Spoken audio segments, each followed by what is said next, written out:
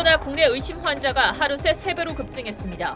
방역당국은 중국의 춘제 연휴 연장 조치가 이번 주말 끝나는 만큼 다음 주부터 중국인 입국자가 다시 늘어날 것으로 보고 촉각을 곤두세우고 있습니다.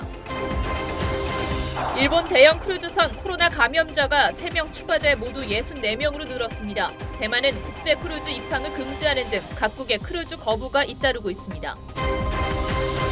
코로나 사태로 박물관은 휴관하고 정월 대보름 맞이 행사도 줄줄이 취소됐습니다. 자격증 시험이나 채용 일정을 아예 미룬 곳도 있습니다. 지하철에서 기침을 하며 코로나 감염 환자인 것처럼 행세한 영상을 올린 20대 유튜버에 구속영장이 청구됐습니다.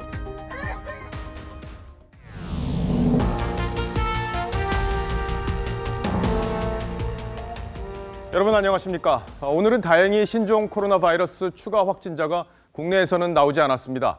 하지만 의심 증세로 검사를 받은 사람들이 하루 새 3배 가까이나 늘었습니다. 보건소와 병원에서도 바이러스 검사를 시작하면서 의심 환자들이 몰렸기 때문이라고 합니다. 보건당국은 롯데백화점 등 서울 도심을 누볐던 중국인 확진자와 접촉한 사람도 파악 중인데 관광객이 몰리는 도심이어서 벌어진 일이어서 파장이 적지 않습니다. 다음 주에는 연기됐던 춘제 연휴가 끝나고 또 한 차례 중국인들이 크게 이동할 것으로 보여 당국은 긴장하고 있습니다. 오늘 첫 소식은 최원영 기자가 보도합니다. 선별진료소가 있는 보건소와 병원 등에서도 신종 코로나 검사를 접수받은 어제 첫날, 중국을 다녀오지 않은 의심 환자들의 발길이 잇따랐습니다. 어제 첫날 검사 건수는 종전에 비해 약 3배 정도 증가하였고 현재 진행 중인 검사 건수가 많아서 실제 오늘 오후까지 집계된 의심 환자 숫자는 하루 새 3배 가까이 늘어난 939명을 기록했습니다. 확진 환자와 접촉해 자가격리 중인 사람들은 1,090명으로 7명 늘었습니다. 정부는 격리된 사람들에게 가구 인원수에 따라 차등 지원하기로 했습니다. 오늘 하루 추가 확진자는 나오지 않았습니다. 하지만 보건당국은 중국 춘제 연휴가 끝나는 다음 주 중국에서 들어오는 사람들이 늘어날 것으로 보고 바짝 긴장하고 있습니다.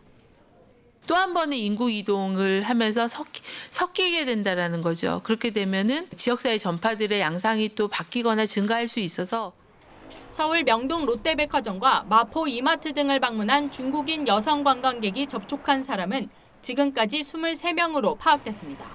TV조선 최현영입니다. 중국에서는 바이러스 감염 사망자가 하루 새 86명이나 늘었습니다. 여기엔 미국 시민권자도 있었습니다. 이제 전 세계의 누적 사망자는 2003년 사스 당시 전체 사망자 774명에 육박하는 수준이 되고 있습니다. 사망자 대부분이 우한에서 나오고 있는데 현지에서 귀국하지 못하고 남아있는 우리 교민 300여 명은 불안에 떨고 있다고 합니다. 외출할 때 마스크를 안 쓰면 수갑까지 채운다고 합니다. 이정현 기자가 현지 교민과 통화한 내용을 정리했습니다. 5차선 도로에 오가는 차량이 한 대도 없습니다. 인적이 끊긴 채 건물 불빛만 번쩍입니다. 우한 일대에선 하루 새 사망자 81명이 추가됐습니다. 중국 전역에서 신종 코로나 바이러스 사망자는 하루 새 86명이 늘어난 722명으로 사스로 인한 전 세계 사망자 규모에 가깝습니다. 사망자 가운데 일본인과 미국 시민권자도 포함됐습니다. 중국 우한에 남아있는 교민들의 불안감은 커지고 있습니다. 병원이 많이 부족하다 그래가지고 그것 때문에 걱정을 많이 하시죠. 혹시라도 이게 감염되면은 치료받을 수 없는 상황이니까. 도시가 봉쇄된 우한 교민들은 마스크와 생필품 부족을 호소합니다. 마스크 없이는 집 밖에도 못 나가는 상황입니다. 외부 외출 시에 마스크 착용 안 하면은 중국 공안에서 바로 수갑 채워서 연행하는 걸로 알고. 우한 일대 남아있는 교민은 300명 정도. 중국 국적 가족을 둔 교민 가운데 상당수는 우한 총영사관에 귀국 의사를 밝혔습니다. 1, 2차 전세기 때 다문화 가정은 탑승이 안 된다 그래가지고 중국에 남아 계셨던 분들이 많이 계십니다. 많은 기대를 하고 계신 것 같습니다. 정부는 내일 총리 주재 회의를 열어 우한에 전세기를 추가로 투입할지 여부를 결정합니다. TV조선 이정현입니다. 이 신종 코로나 바이러스는 바로 이 박쥐에서 처음 나왔다는 설명이 유력하죠. 그런데 이 바이러스가 어떤 경로로 인간에 감염됐는지는 드러나지 않았습니다. 중국에서 그 열쇠가 될 수 있는 연구 결과가 나왔는데 이름도 생소한 이 천산갑에서 신종 코로나와 거의 일치하는 균이 검출됐다는 발표가 나왔습니다. 천산갑은 중국 내 멸종 위기종이자 보신용 음식인데 신종 코로나를 인간에게 전한 중간 숙주였다는 의심에 설득력이 더해진 겁니다. 송무빈 기자가 자세히 설명하겠습니다. 30cm에서 90cm 길이의 두꺼운 비늘을 가진 천산갑은 멸종위기 포유류로 개미 같은 곤충을 먹고 삽니다. 화난농업대학은 천산갑에서 분리한 균주와 신종 코로나 바이러스가 99% 일치했다면서 신종 코로나가 천산갑을 거쳐 인간에게 전파됐을 가능성을 제시했습니다. 천산갑은 중국과 베트남 일대에서 보양식으로 꼽힙니다. Fried pangolin, grilled pangolin, steamed pangolin, stewed pangolin. 포획과 거래가 금지돼 있지만 은밀히 거래됩니다. Many pretend to sell turtles while selling the pangolins, and as soon as they reach an agreement, make the deal. 연구진은 이번 실험 샘플은 우한 화난수산시장에서 나온 것이 아니며 사람에게 옮는 경로는 밝히지 못했다고 설명했습니다. 신종 코로나를 초래한 최초 자연 숙주는 2003년 유행한 사스, 2015년 국내에도 창궐한 메르스와 마찬가지로 박쥐라는 견해가 우세합니다. 사스는 중간 숙주인 사향 고양이를 거쳤고 메르스는 낙타로 옮겨간 뒤 사람으로 전염된 것으로 알려져 있습니다. 야생동물 섭식 문화를 규제해야 한다는 주장이 중국 안팎에서 커지고 있습니다. TV조선 송무빈입니다. 51명의 집단 감염자가 나와서 비상한 관심을 모으고 있는 일본 크루즈선에서는 오늘 확진자가 3명 더 나왔습니다. 이 중 1명은 위중한 상태라고 합니다. 확진자를 제외한 나머지 3,600여 명은 잠복기를 고려해 앞으로 엿새 더 배 안에서 격리된다고 합니다. 대만이 국제 크루즈선 입항을 전면 금지하면서 대만을 거쳐 부산항으로 들어올 크루즈도 입항이 취소되고 있습니다. 이어서 박소영 기자가 보도합니다. 일본 크루즈선 다이아몬드 프린세스에서 확진자 3명이 추가 발생했습니다. 일본 후생노동성은 감염된 사람 중 지병이 있는 1명만 위중한 상태라며 남은 승객과 승무원은 계속 격리하며 지켜보겠다고 밝혔습니다. A little bit scared. It's hard to know what the future holds since I don't really feel sick right now. Like, is it gonna get worse? 크루즈 감염 공포가 커지면서 입항 거부 움직임이 번지고 있습니다. 대만은 국제 크루즈선 입항을 전면 금지했습니다. 1,700명을 태우고 4일 대만을 출항한 홍콩 선적 크루즈 슈퍼스타 아쿠아리우스는 일본 오키나와에 이어 대만까지 입항을 거부해 해상에 머물고 있습니다.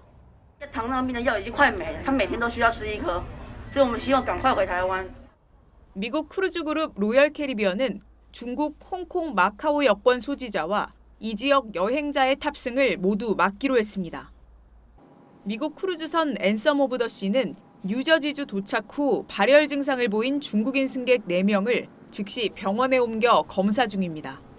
TV조선 박소영입니다. 요즘 식당에 가면 물컵, 숟가락에 혹시라도 바이러스가 있지 않을까 걱정하시는 분들이 많죠. 그 바람에 한 번 쓰고 버리는 일회용품 사용이 크게 늘고 있다고 합니다. 정부와 지자체는 해당 법률에 근거해서 일회용품 사용을 철저하게 규제해 왔는데 일부 지자체에서 인파가 몰리는 공항과 역, 그리고 터미널 인근의 식당 등에만 한시적으로 일회용품 사용을 허용하면서 논란이 되고 있습니다. 왜 문제가 되는 건지 송민선 기자가 취재했습니다. 서울 역사 안에 있는 한 카페. 손님들이 일회용 플라스틱 컵에 담긴 음료를 마시고 있습니다. 과태료 대상이었던 매장 내 일회용품 사용이 신종 코로나 바이러스 전파 우려에 한시적으로 허용된 겁니다. 모든 업소들에게 일회용품 사용이 허용된 건 아닙니다. 역과 터미널, 관광명소 같이 유동인구가 많은 지역의 업소들만 해당됩니다. 지자체마다 차이도 있는데 허용되지 않은 대다수 업소들은 일회용품을 요구하는 손님들이 부쩍 늘어 고민입니다. 손님들 중에 가끔 일회용자를 달라는 분이 있긴 있어요. 근데 저희는 이제 공문이 내려온 적도 없고 들어본 적도 없으니까 당연히 안 된다고 하죠. 감염을 조심해야 되는 시기에는 여러 가지 위생적인 이유로도 일회용컵을 범용적으로 사용하는 게 하지만 일회용품 사용이 다시 늘어나는 게 더 큰 문제라는 시각도 적지 않습니다. 지금 종이 큰 거 많이 늘을 거예요.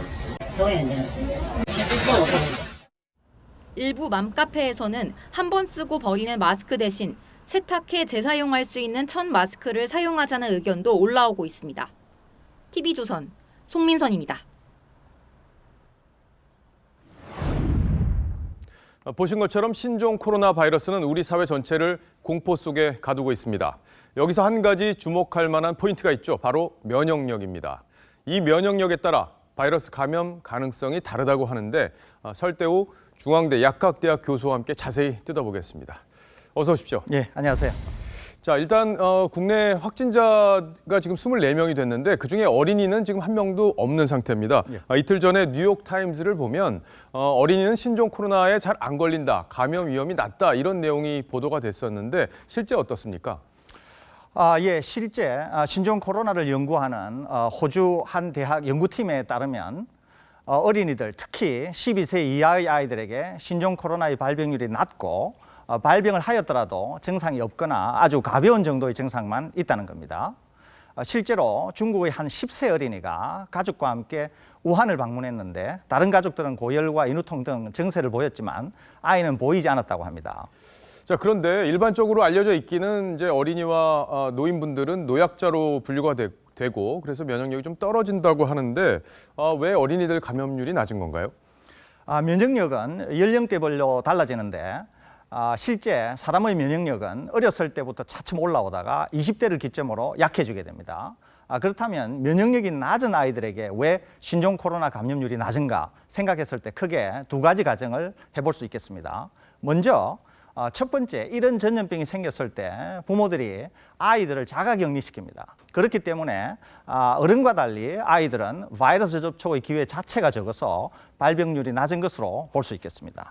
아이들이 말씀을 들어보면 아이들이 면역력은 낮지만 잘 보호받기 때문에 결론적으로 감염률이 낮다 이렇게 좀 설명하신 걸로 볼 수 있겠는데 자, 그런데 이런 경우도 있지 않습니까? 가족이 다 전염이 됐는데 아이만 안 걸린 경우도 있더라고요. 예, 그렇습니다. 그래서 두 번째 가정이 나오는데요.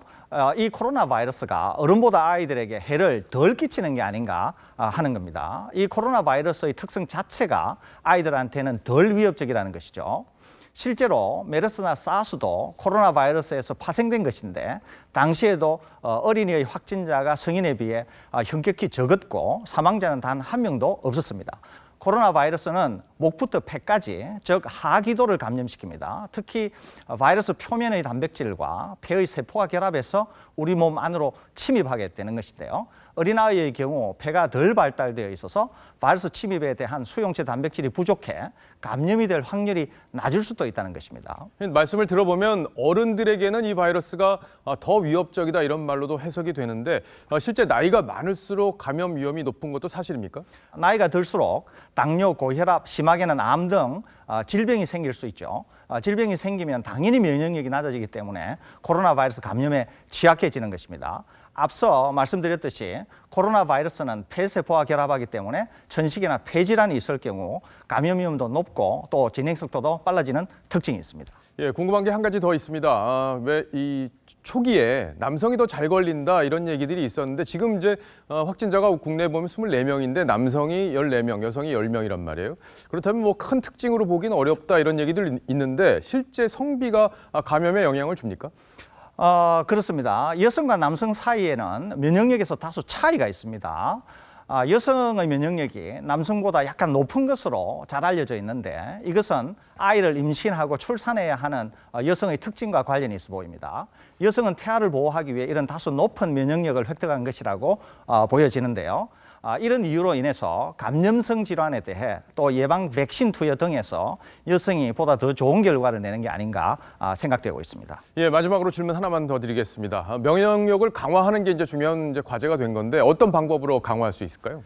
예, 일단 면역력이 약해지는 원인을 따져보면은 심한 스트레스, 또 수면 부족, 당뇨, 고혈압 같은 기저질환, 또 운동 부족, 영양 부족 등이 있는데요. 따라서 면역력 강화를 위해서는 평소 이 같은 점을 염두에 두시고 철저한 위생 관리, 또 충분한 수면, 운동, 균형 있는 영양 섭취 등 평소 생활에 신경을 기울이시면 충분히 훌륭한 면역을 유지할 수 있을 것으로 생각이 됩니다. 네, 말씀 잘 들었습니다. 지금까지 중앙대 설대우 교수였습니다. 네, 신종 코로나 사태가 우리의 일상을 바꾸고 있죠. 오늘 전국에서 치러진 자격증 시험장에서도 그랬습니다. 수험생들이 마스크를 쓰는 건 물론이고 발열과 소독 검사는 필수 관문이 됐습니다. 아예 채용을 미룬 기업도 있습니다. 황선영 기자가 취재했습니다. 마스크가 없거나 열이 날 경우 출입을 막는다는 경고 문구에 체온을 재는 수험생 얼굴마다 긴장감이 감돕니다. 체온 체크하시죠. 들어가시면 됩니다. 다음 관문은 손소독제. 손에 뿌린 뒤 감독관 확인을 받고서야 수험장에 들어섭니다. 코로나 때문에 서로 조심하는 분위기고 남한테 피해 안 끼치기 위해서 마스크 쓰고. 수험생들이 모두 퇴실하자 고사장에선 방역 작업까지 이뤄졌습니다. 감염 우려의 대한검정회는 한자급수 자격시험 일정을 한 달 미뤘고 중국어와 영어 능력 시험을 주관하는 HSK 사무국과 토익위원회도 수험생이 원할 경우 시험 연기를 허용했습니다. 농협 등 일부 기업 역시 신입공채 일정을 연기했습니다. 반면 오는 22일 예정된 법원 9급 공채 필기시험은 아직 변동이 없는 상태입니다. 수험생들은 일정 연기나 감염 방지 대책을 마련할 것을 요구했습니다. 수험생이 많고 이게 1년에 한 번 보는 시험이기 때문에 사태가 심각해지면 연기를 검토한다. 고용 한파에 신종 코로나 바이러스 감염 우려까지 겹치면서 취업준비생들의 시름도 깊어지고 있습니다. TV조선 황선영입니다. 주말 풍경도 많이 바뀌었습니다. 일부 박물관은 임시 휴관에 들어갔고 정월 대보름인 오늘 달맞이 행사들도 줄줄이 취소돼 나들이 객들을 찾기 힘들었습니다. 장윤정 기자입니다. 서울 덕수궁 앞 수문장교대식이 중단되면서 매표소 앞도 한산합니다. 자유관람은 여전히 가능하지만 덕수궁 등 4대 궁에서 시행됐던 해설사 안내 해설은 오늘부터 잠정 중단됐습니다. 마스크 차림으로 밖을 나선 가족은 불안감을 감추지 못합니다. 이 아이들 키우는 집에서는 더 걱정이 많은데 그렇다고 해서 계속 집에만 있을 수는 없고 하니까 다닐 때 그래도 사람 많은 곳은 좀 피하게 되고. 외국인 관람객이 많이 찾던 화폐박물관도 문을 닫았고 서대문 자연사박물관도 어제부터 임시휴관에 돌입했습니다. 서울시는 이달 예정됐던 서울시 주간행사 34개를 취소하거나 연기했습니다. 정월 대보름인 오늘 전국 곳곳에서 열릴 예정이던 달맞이 행사도 대부분 취소됐습니다. 높이 25m짜리 달집을 태우는 부산 해운대 달맞이 온천축제도 유네스코 세계인류 무형유산으로 등재된 기줄다리기를 볼 수 있던 정월 삼척 대보름 축제도 올해는 열리지 않습니다. 저희들이 역대 없었던 일인데 사회적인 문제가 상당히 심각하고 건강이 우선이어야 되니까 아쉽지만 취소를 하게 됐습니다. 신종 코로나 바이러스가 일상은 물론 유동인구 흐름까지 바꿔놓고 있습니다. TV조선 장윤정입니다. 요즘 공공장소에서 누가 기침만 해도 촉각을 세우는데 부산 지하철에서 우한에서 왔다며 코로나 환자 행세를 한 영상을 유튜브에 올린 남성이 있습니다. 경찰이 불구속 처분을 내렸더니 반성은커녕 조롱하는 영상을 또 올려서 결국 구속영장이 청구됐습니다. 이승훈 기자입니다. 한 남성이 지하철 안에서 심하게 기침을 합니다.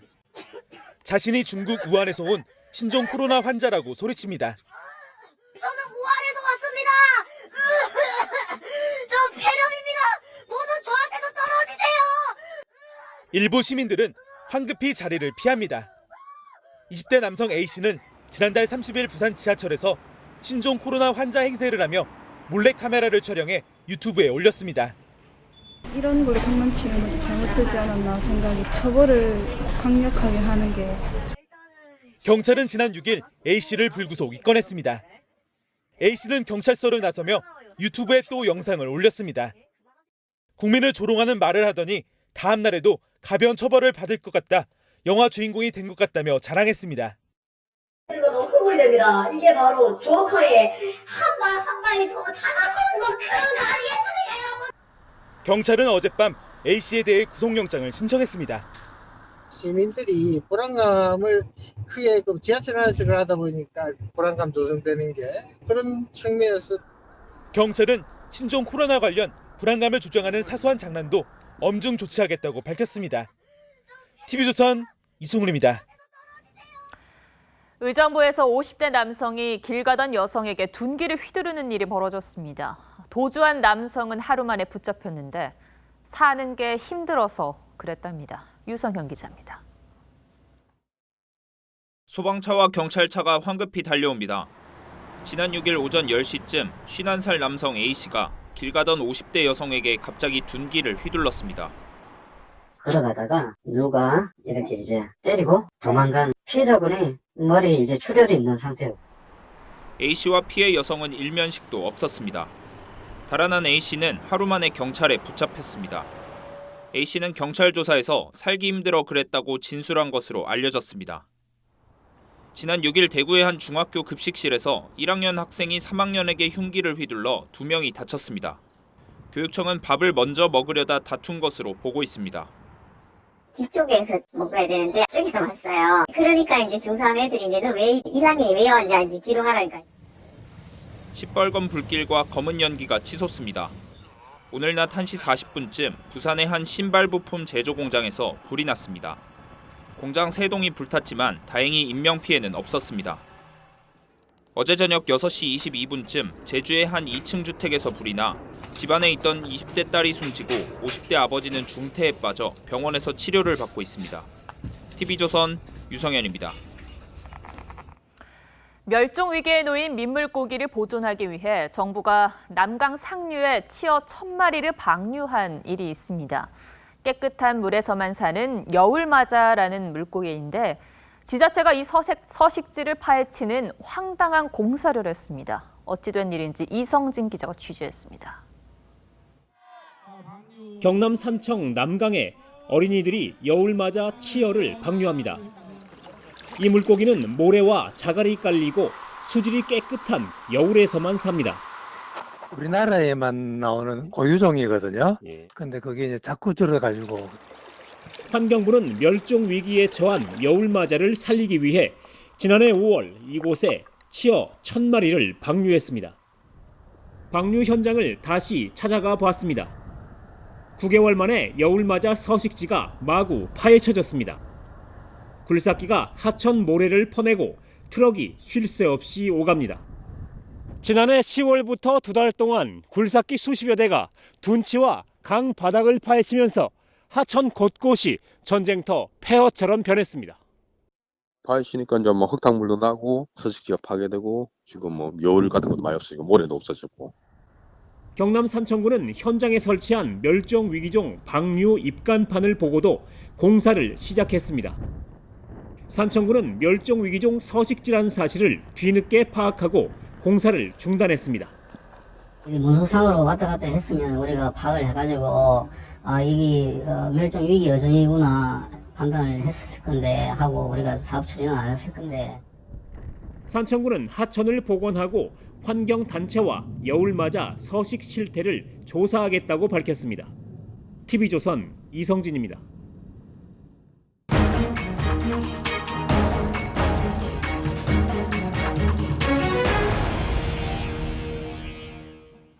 네, 다음 뉴스입니다. 검찰의 청와대 하명 수사 의혹 사건 공소장엔 임종석 전 대통령 비서실장이 3번 등장합니다. 검찰은 송철호 울산시장 당선을 위해 청와대 비서실 조직 8곳이 동원됐다고 판단했는데 앞으로의 수사도 임 전 실장의 역할을 규명하는 데 초점이 맞춰질 것으로 보입니다. 이유경 기자가 취재했습니다. 청와대 울산시장 선거 개입 의혹 사건에 대한 검찰의 공소장엔 임종석 전 대통령 비서실장의 이름이 공천 개입 혐의와 관련해 3차례 등장합니다. 한병도 전 청와대 정무수석과 함께 등장합니다. 2017년 6월 서울 마장동의 한 식당에서 열린 더불어민주당 86합법 모임에서 임동호 전 최고위원이 오사카 총영사 자리로 가면 좋겠다는 말을 건넨 대상으로 지목됐습니다. 이후 송철호 울산시장 선거 캠프에서 임 전 최고위원이 당내 경선에 나서지 않도록 공사 자리를 제공토록 한 대상으로 한병도 당시 정무비서관과 함께 다시 등장합니다.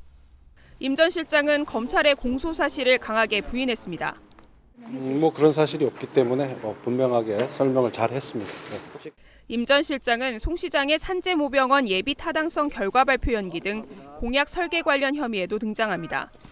이 때문에 향후 검찰 수사가 임 전 실장의 관여 정도를 규명하는 데 초점이 맞춰질 것이란 전망이 나옵니다. 검찰 출신의 한 변호사는 재판에 넘겨진 13명과 임 전 실장의 공모관계 등 연결고리를 밝히는 게 향후 수사의 핵심이 될 것이라고 전했습니다. 검찰은 추가 수사를 통해 총선 이후 임 전 실장의 신병 처리를 결정할 방침입니다. TV조선 이유경입니다. 네, 이번엔 정치권으로 가보겠습니다. 황교안 대표와 유승민 의원이 이번 주말 단둘이 만나서 당대당 통합을 놓고 단판을 짓습니다. 석 달 가까이 이어온 통합 논의를 더 이상 계속하기는 힘들다고 보고 가부간에 결정을 할 모양입니다. 유지연 기자가 보도합니다. 유승민 의원의 단독 회담 제안에 황교안 대표 측이 만날 뜻을 밝히면서 늦어도 내일까지는 두 사람이 회동할 것으로 보입니다. 한국당 핵심 관계자는 통합 일정상 이번 주말에 만나야 한다며 더 이상 시간이 흐르면 의미가 없다고 했습니다. 총선 일정을 감안하면 이번 주말이 통합 논의의 마지노선이라는 겁니다. 양측은 통합 필요성에 공감대를 갖고 있지만 세부적으로는 누가 당을 이끌 것인지, 공천을 어떤 방식으로 할 것인지 등 통합 방식을 두고 합의해야 할 부분이 남아 있습니다. 새 보수당 관계자는 선거연대는 황 대표가 거부한 것이므로 만나서 타결이 된다면 선거연대는 아닐 것이라고 했습니다. 황 대표는 새 보수당의 협통위 참여를 요구하며 통합의 뜻은 같으리라 생각한다고 말했습니다. 새 보수당의 여러 의견들이 있을 수 있겠습니다만은 뜻은 같으리라고 생각하고 함께하기 위한 노력을 계속해 나가도록 하겠습니다. 전격적인 통합 선언이 나올지 지난 11월부터 이어온 통합 논의는 이번 주말 매듭지어질 것으로 보입니다. TV조선 류지연입니다. 유력한 차기 대선 주자인 이낙연, 황교안 두 사람이 결국 종로에서 맞붙게 됐죠. 이번 총선에서 가장 관심을 모을 빅매치가 성사된 건데 차기 주자들이 대선을 앞두고 이렇게 정면 대결을 한 경우는 사례를 찾기 어려울 정도입니다. 총선 전체 판에도 영향을 주는 맞대결을 앞두고 두 사람은 본격적인 준비 작업에 착수했습니다. 이낙연 전 총리는 반포집을 최근 팔았고 황교안 대표는 종로에 살 집을 둘러봤다고 합니다. 두 사람 모두 종로와 인연이 많다고 하는데 비슷한 듯 다른 두 사람의 종로 인연에 오늘의 포커스를 맞췄습니다. 총리 대망론 이낙연, 황교안 빅매치 성사 정치 1번지 맞대결. 지난해부터 유력 대권 잠룡의 맞대결 여부는 큰 관심거리였습니다. 결국 총선 1년을 앞두고 단도직입적인 질문이 나옵니다. 이낙연을 차출해서 황교안과 붙여야 된다. 이런 주장이 있습니다. 어떻게 생각하세요? 아주 좋은 생각입니다. 아주 멋진 승부가 되리라고 생각합니다. 피하지 않는군요. 이 전 총리도 마찬가지입니다. 저도 정부 여당에 속해 있는 한 사람이니까요. 심부름을 시키시면 따라야 되겠지요. 두 사람의 맞대결은 지난해 말 이 전 총리가 당이 제안하면 기꺼이 수용한다고 말하면서 구체화됐습니다. 그러자 황 대표는 곧바로 수도권 험지에 출마하겠다며 맞섰고 결국 한 달여 만에 공식 대진표가 확정됐습니다. 종로에서 정치를 펼칠 수 있게 되는 것은 크나큰 영광입니다. 저 황교안 종로 지역구 출마를 선언합니다. 두 사람 모두 종로에 얽힌 남다른 인연을 강조합니다. 이 전 총리는 영건동 캠퍼스 시절 서울대를 나왔고 신문기자 초창기 땐 효자동에서 하숙했습니다. 효자동, 부암동, 평창동, 창신동, 신문로. 황 대표는 화동에 있었던 경기고를 졸업했고 대학은 명륜동의 성균관대 출신입니다. 가로수 하나하나의 골목 곳곳에 제 어린 시절, 제 젊은 시절 추억이. 둘 다 총리 시절 삼청동 공간에 지내면서 근처 교회에 다닌 공통점도 있습니다. 총리 임기를 마친 뒤엔 반포에서 길 하나를 사이에 둔 이웃 아파트에 살았습니다. 종로구 교남동의 아파트에 전세로 이사 온 이 전 총리는 최근 반포 아파트를 19억 원가량에 팔았고 황 대표도 종로구에서 살 집을 찾기 시작했습니다. 청와대가 자리한 종로는 대한민국 정치 1번지로 불립니다. 윤보선, 노무현, 이명박 대통령이 종로 지역구 의원 출신입니다. 이 전 총리는 종로 승리를 발판으로 문재인 정부의 적자로 거듭나겠다는 구상이고 황 대표는 종로를 정권 심판 1번지로 만들어 보수표를 결집시키겠다는 구상입니다. 그 결과는 2년 뒤 대선에도 큰 변수가 될 수 있겠죠. 과연 종로의 승자는 누가 될까요? 뉴스7 포커스였습니다.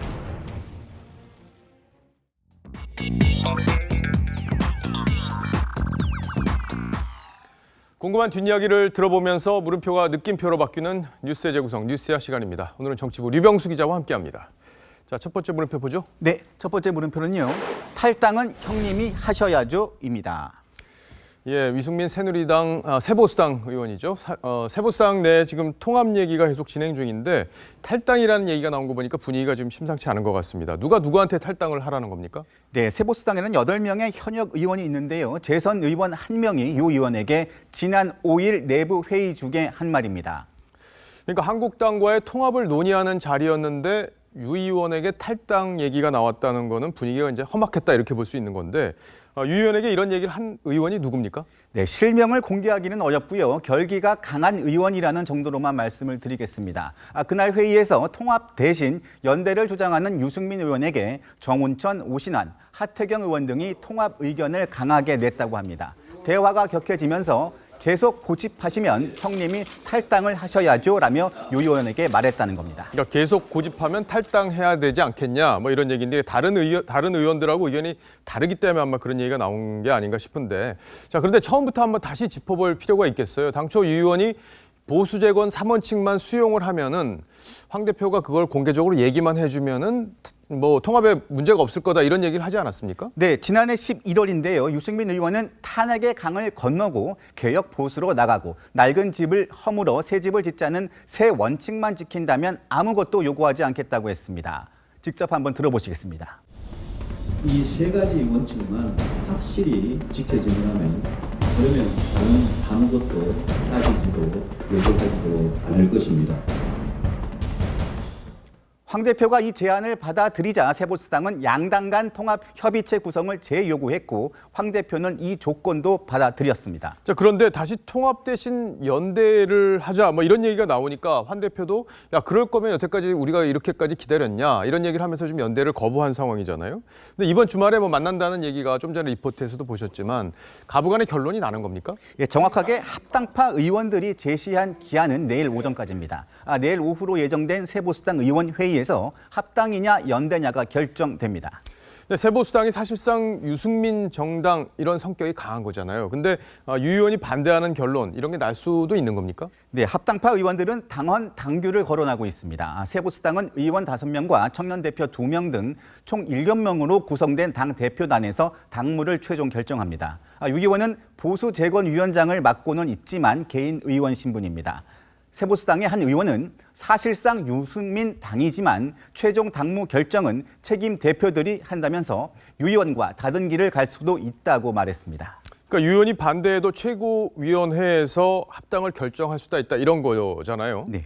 그 정도로 압박이 심하다고 볼 수 있을 텐데 유 의원의 생각은 도대체 뭡니까 그러면? 유 의원은 차기 대선을 겨냥해 개혁 보수 이미지를 유지하고 새 보수당을 지키겠다는 욕구가 강합니다. 또 선거 전략 차원에서도 선거 연대가 효과적이라고 보고 있습니다.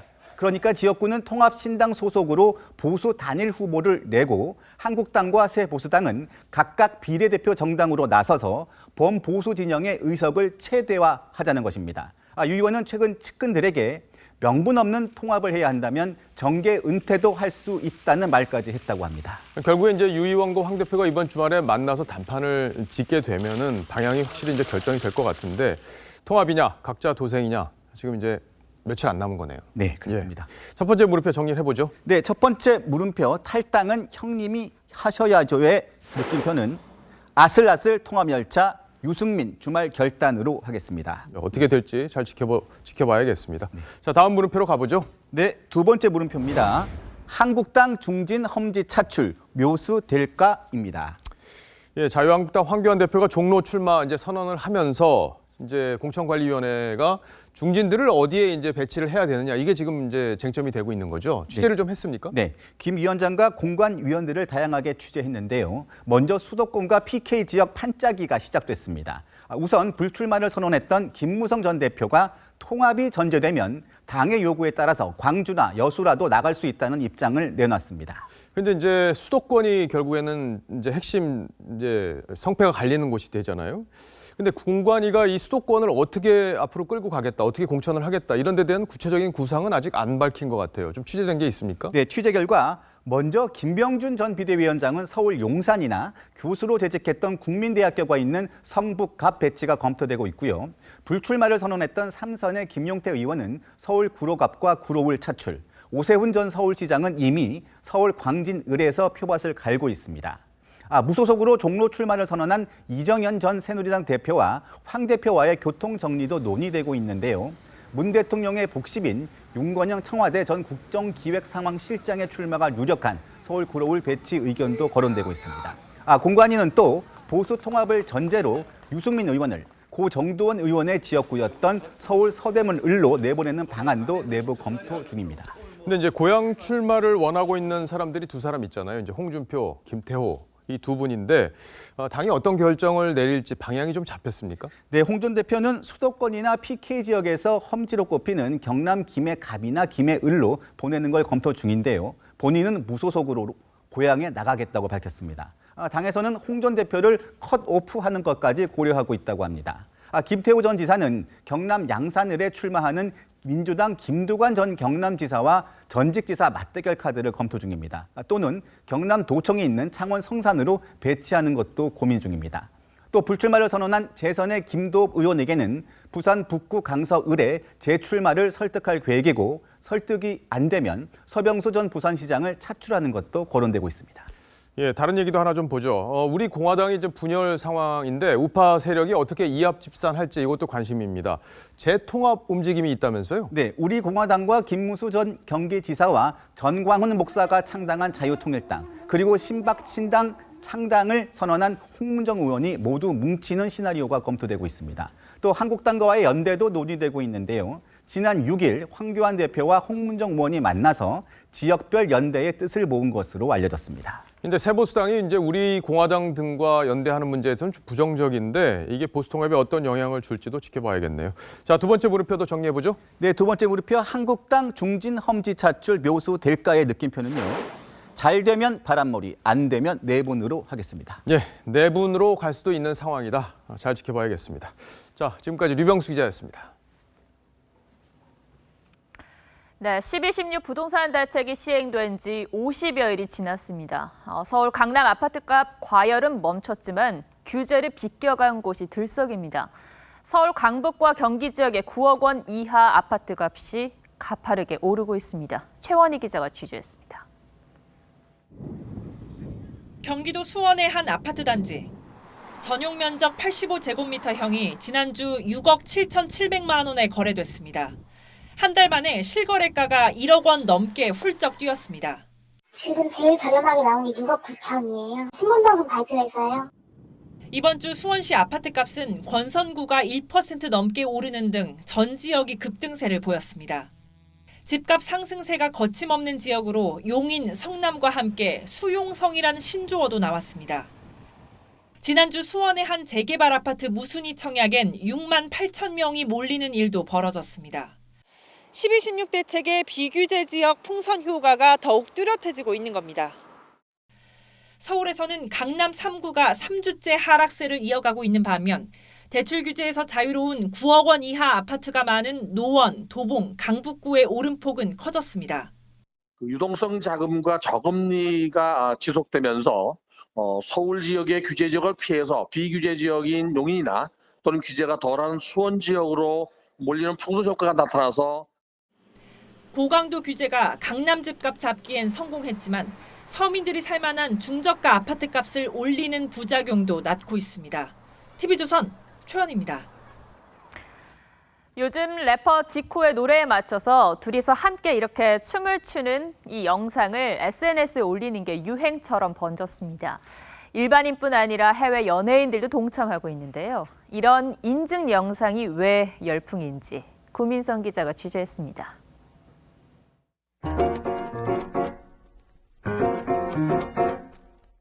래퍼 지코가 비장한 모습으로 영상에 등장하더니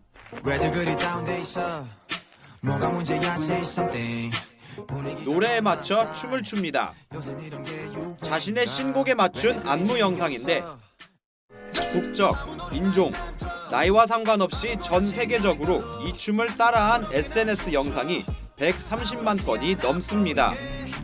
아이스버킷 챌린지처럼 아무 노래 챌린지라고 이름도 붙여졌습니다. 쉽게 따라할 수 있는 춤 동작이 인기의 비결입니다.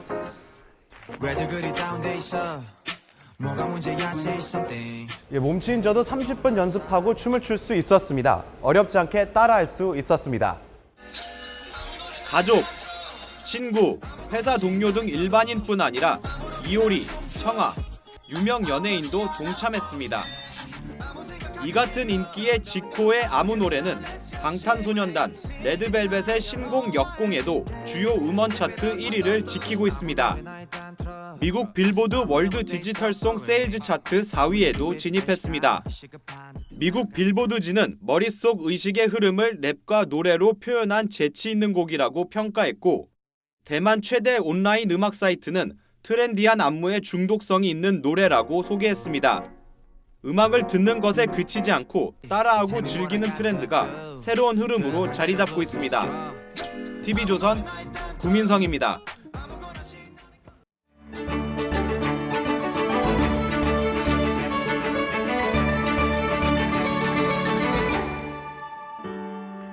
최선을 다해 메르스가 내 환자에게 다가오지 못하도록 맨머리를 들이밀고 싸우겠습니다. 더 악착같이, 더 처절하게 저승사자를 물고 늘어지겠습니다. 메르스 사태 당시 첫 사망자가 나왔던 병원 중환자실을 지킨 김연아 간호사의 편지입니다.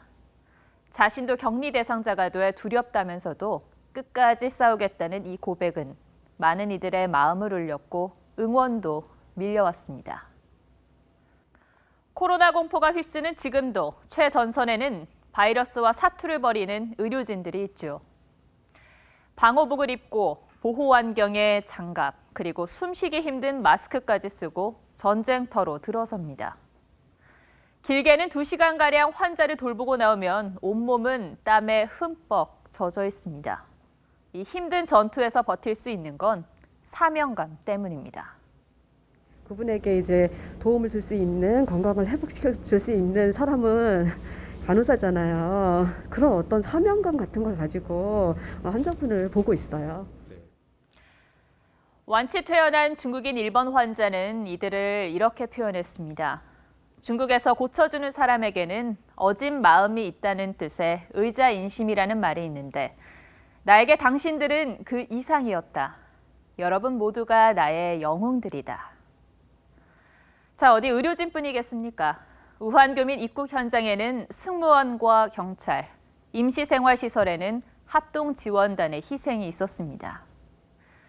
우한교민 어린이들은 손수 만든 이 그림 편지를 방문에 붙여서 고마운 마음을 전했습니다. 꾹꾹 눌러 쓴 삐뚤빼뚤한 글씨 속에 아이들의 진심이 묻어납니다. 코로나는 라틴어로 왕관인데 현미경으로 코로나 바이러스를 보면 표면이 왕관 같아서 이 이름을 붙였다죠. 최전방에서 코로나와 싸우는 영웅들에게는 눈에 보이지 않는 진짜 코로나, 왕관이 빛나고 있습니다. 모두들 고맙습니다. 앵커가 고른 한마디는 나의 영웅들이었습니다. 내일은 미세먼지가 점차 해소되겠습니다.